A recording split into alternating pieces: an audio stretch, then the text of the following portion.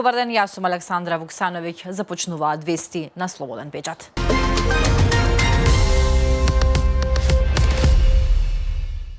Таткото на починатото бебе на клиниката за гинекологија и акушерство Јасир Илјази во изјава за Слободен печат попладнево рече дека семејството почнува судска постапка против клиниката за смртта на нивното бебе. Ми се јави жената и ми вели дека почина бебето. Знам дека моето бебе нема да се врати, ама не сакам други татко или мајка да го имаат овој случај што го имавме ние, рече тој. Изминатите 2 месеци никој од клиниката не го известил семејството дека случајот со смртта на нивното новороденче бил разгледуван од Комисијата за квалитет. Изјава даде и мајката на бебето. Ние ќе ја емитуваме денеска. Темата е на Мирослава Симоновска.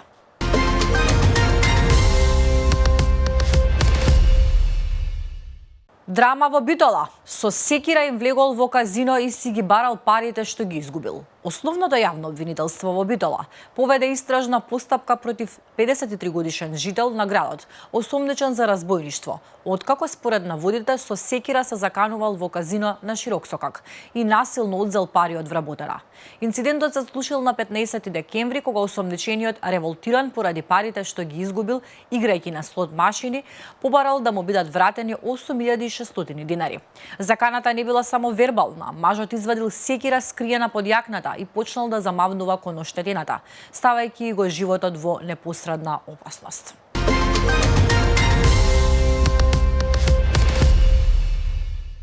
Предлог законот за правична застапеност треба да се измени за да се усогласи со меѓународните стандарди и да стане ефикасна алатка за вработување врз основа на заслуги. Главниот проблем со нацртот е што тој останува многу општ и не го решава прашањето како всушност треба да функционира регрутирањето во пракса, пишува во мислењето на Венецијанската комисија, која даде зелено светло за предлог законот.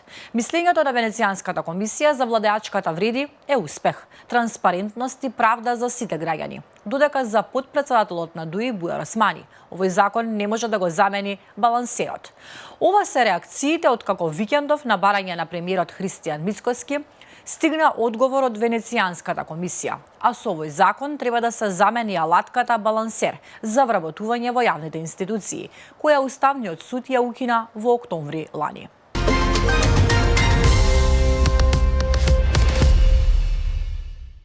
Помалку гледање кон минатото, а повеќе кон иднината, бидејќи тоа е она што може да не обедини. Генералната порака што верувам дека треба да ја испратиме е дека ние на Западниот Балкан треба да работиме заедно. Ова го кажа министерот за надворешни работи и надворешна трговија Тимчо Муцунски на синокешниот настан во Брисел, насловен "Здравица за добрите соседи". Еве колку се добри западните балканци. А кој беше под покровителство на еврокомесарката за проширување Марта Кос. Еврокомесарката нагласи дека на регионот му е потребно повеќе прославување, па најави дека си дала ветување оти по завршувањето на техничкиот дел од преговорите за членство на секоја од земјите кандидати, ќе се искачи на највисоката планина во таа држава, додавајќи дека кога станува збор за Македонија, планира да се искачи на кораб. Во своето обраќање, Муцунски потенцираше дека процесот на пристапување не е за една или две земји, туку цел која треба да ја оствари целиот регион заедно.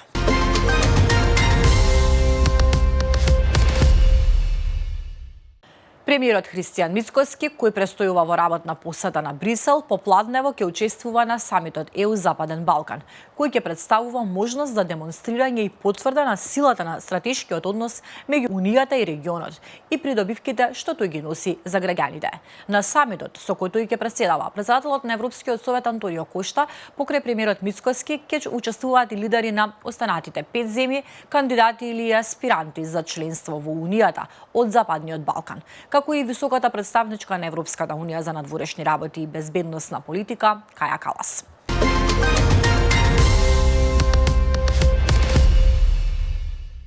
По завршувањето на седницата на Централниот одбор на СДСМ, на која беше избрано новото раководство на партијата, лидерот на партијата Венко Филипче го представи новото партиско раководство. Нови партиски подпредседатели се доктор Александар Трајановски и претеничката Јована Тренчевска. Александар Димитриевиќ останува генерален секретар, Љупчо Фармаковски повторно е избран за организацијски секретар. Меѓу избраните членови во извршниот одбор се Андреј Жеровски, Симона Цветановски, Рената Младиновска, Дејан Николовски, Јован Врчковски, Наташа Поповска и Петар Огњеновиќ. Советот на СДСМ ќе го раководи Ана Чупевска, досегашна подпредседателка на партијата, која по локалните избори поднесе оставка на таа функција.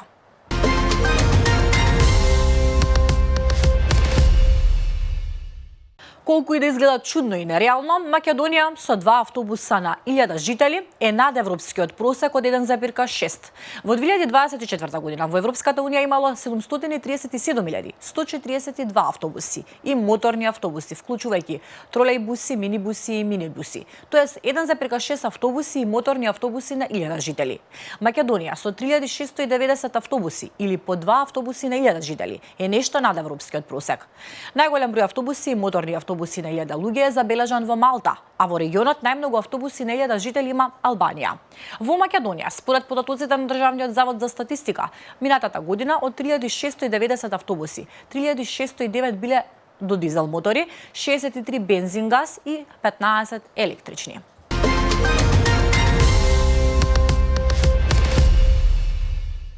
Илјадници граѓани излегоа на протести низ Словачка против владата на премиерот Роберт Фицо поради одлуката за укинување на независната канцеларија за заштита на укажувачите и најавените измени на кривичниот законник.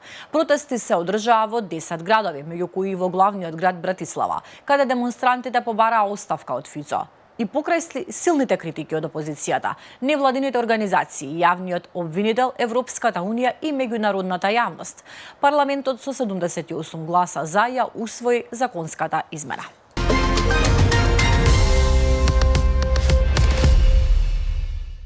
Продолжуваме со вестите од светот. Во Сиднеј денеска е прогласен ден на жалост по најсмртоносното масовно пукање во земјата во последните 3 децении. Пукањето во неделата на плажата Бонди ја претвори прославата на еврејскиот празник Ханука во трагедија, во која беа убиени 15 лица. Оваа трагедија ја потреса целата нација и ги зголеми стравовите од драстичкиот антисемитизам и насилен екстремизам.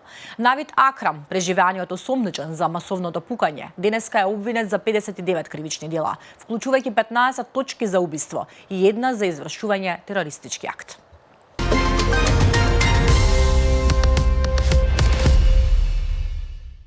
Москва оди на суд против Европа поради руските резерви. Путин си ги бара замрзнатите 230 милиарди долари. Руската централна банка поднесе тужба до Московскиот трговски суд, барајќи 230 милиарди долари оштета од Евроклаер, трезор во кој се чуваат и се порамнуваат акции, обврзници и државни резерви. Ова е првиот конкретен правен чекор откако Кремљ предупреди дека плановите на Европската унија да користи замрзнати руски средства би предизвикале правен кошмар за Европската унија.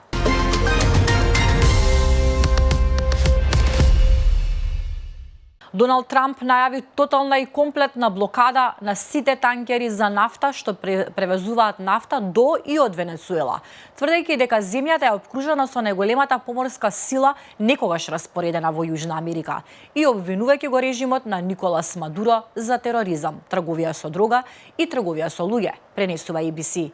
Инаку рейтингот на американскиот претседател Доналд Трамп опадна во последните денови, на речиси најниско ниво во неговиот сегашен мандат, бидејќи гласачите од Републиканската партија се незадоволни од водењето на економијата, покажуваат резултатите од најновата анкета на Ipsos, објави британската агенција Reuters. Тридневната анкета која заврши во неделата покажа дека 39% од возрастните американци ја одобруваат работата на Трамп, што представува пад во однос на 41% регистрирани претходно во декември.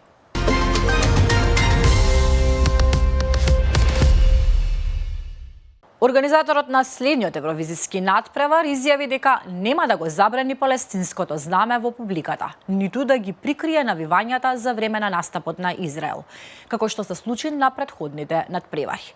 70-тиот надпревар, што ќе се одржи в мај, ќе има само 35 учесници, најмал број од 2003 година, откако 5 национални радиодифузери, вклучувајќи ги оние од Шпанија, Ирска и Холандија, објавија дека ќе го бойкотираат шоуто во знак на протест против учеството на Израел. Гледавте вести на Слободен печат, ви благодарам на довербата. Повеќе информации ќе најдете на нашиот сајт.